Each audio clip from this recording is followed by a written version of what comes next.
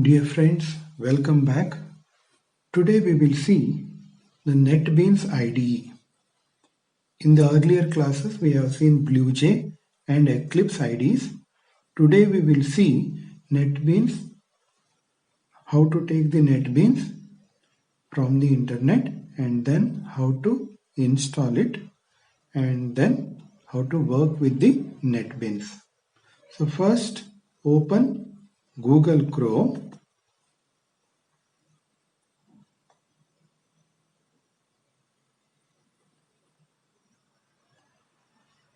And if you take Netbeans IDE for Java, then it will show the Netbeans site.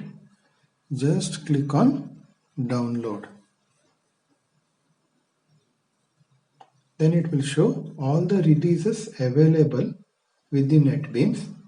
If you want older version, go for older releases, find out more. Then it will show like Apache Netbeans 11.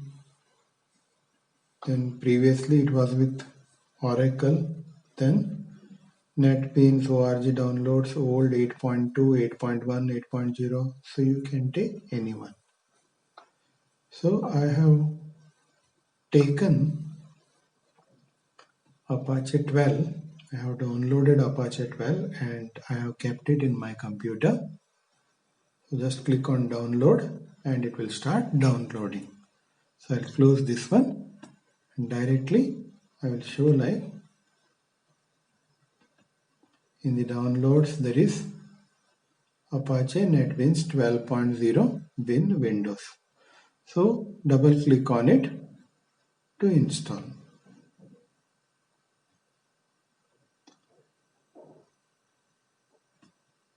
And once the installation is over, it will show the Apache Netbeans IDE 12.0 on the desktop. Just double click on it.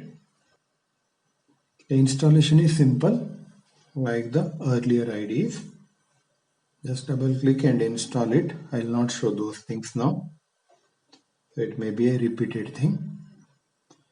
So when the Netbeans is opened, then it will show the start page. In that, click on activate features. Then it will show different plugins available with the Netbeans. In that, you have to select Java SE. Now in my computer, it's already active. So it will show the deactivate. Okay. Just select Java SE and click on the activate button to activate the Java Standard Edition. Then click on close. Select file, new project and select the first option. In the latest release, Java with Maven is available. Click on this one and then Java application. Then click on next button. Then you can take the project name.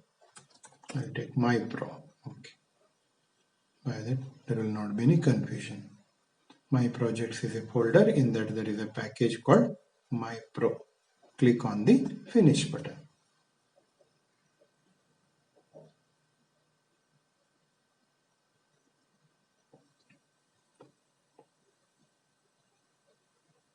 Okay, now we have MyPro. Even you can close this start page.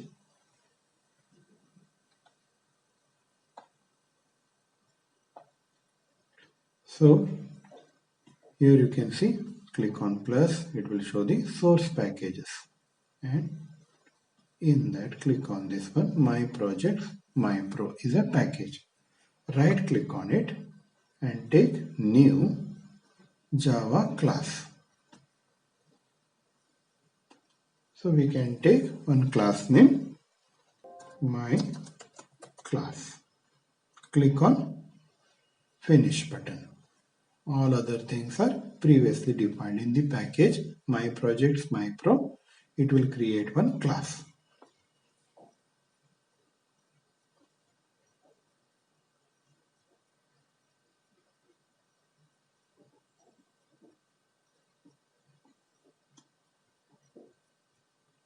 Then it will show the myClass.java class name.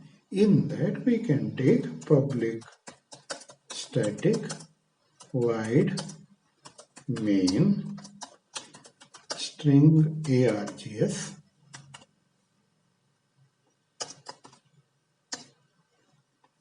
then system.out.println hello Java from Netbeans semicolon. Now for the compilation, just take run project, and before that if you take directly run project, or if you click on this run project button here, what happens? We'll see. So it will show the message no main classes found.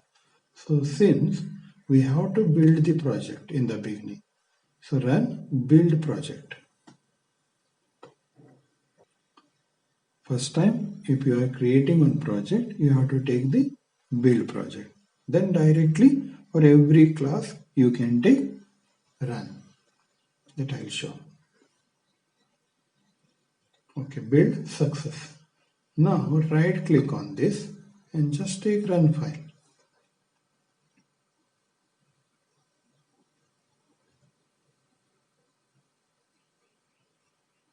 Build success hello Java from Netbeans. So this is the method how we can run Java programs. Even I can take one more class. On the package name, right click, take new Java class. So I will take another class. Click on finish button. Now we have another class. In this one I can take system.out.println. This is another class semicolon, and here you can see if you not take semicolon it will show the error, illegal startup type. So you have to take the semicolon, but still it shows the error since we have taken the class directly without taking main. Then also it shows the error. So illegal startup type. So just take public static, that means main is needed, void main string args to write the program.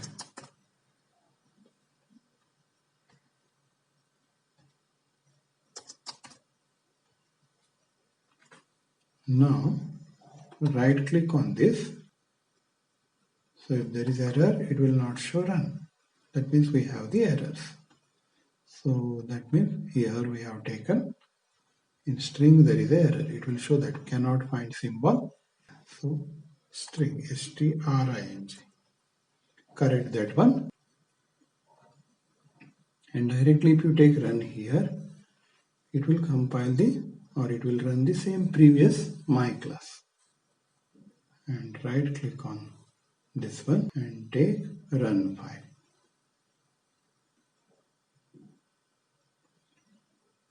Now it is showing the result. This is another class. In Netbeans, the major advantage is it is fully formed Java package, and even it is helpful for the web applications. Now we will see mathematical functions. You already know in C++, just by taking math.h, hash include math.h, it will include all mathematical functions. Then we can take all the mathematical functions in the program. In Java, including anything is not necessary. Directly, the java.lang.math is included, and just by taking, I'll show double k is equal to math.sqrt. So you can see if I take math, it will show all the mathematical functions.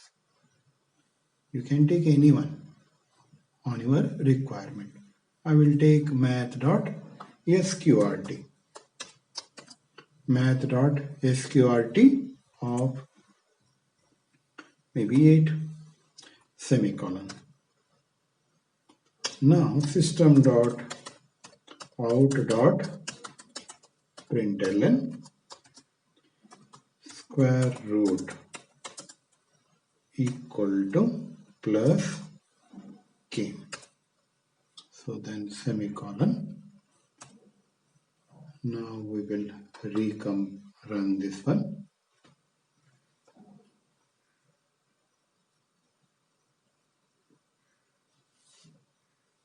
Okay, now square root is equal to 2.8284. That means directly we can take mathematical functions in Java. You can take any other things like maybe for example double r is equal to, or even in the system.out.println directly we can take the functions.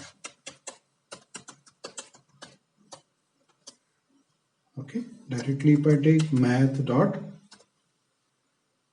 some function, we'll see what it makes. Math dot abs to take the absolute value minus 23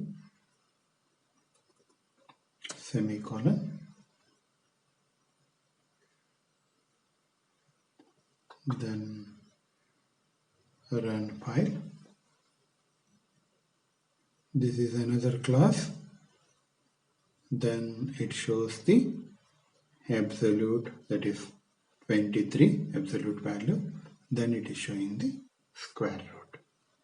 So in this way we can take any mathematical functions easily in Netbeans, and in Java whatever mathematical functions are available we can see very easily, since it shows all the methods available or included in the math along with the math class.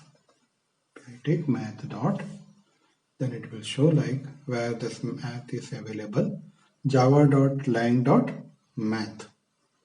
Okay, in that it is available. Then if you take anything, like if you click on this, it will show the help on it. If you click on exp, it will show the help. For every function there is a help, and which type of output it will take, that also it will show. Public static float. So max result is of type float. Even you can take random. So I will show just how we can generate the random number, like double m is equal to math dot rand or random, math dot random. Then we'll display that one, system dot out dot println random number is equal to plus m semicolon. Now once again we will run file.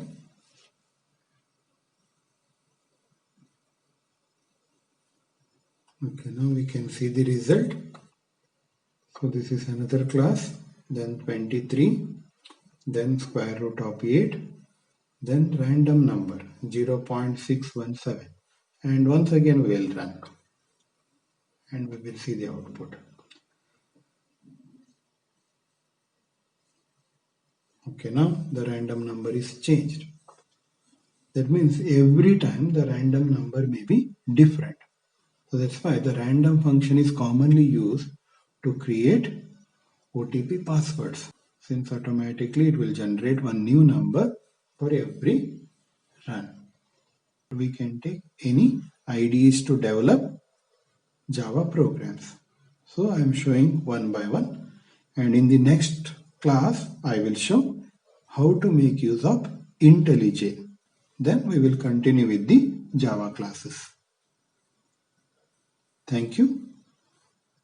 All the best.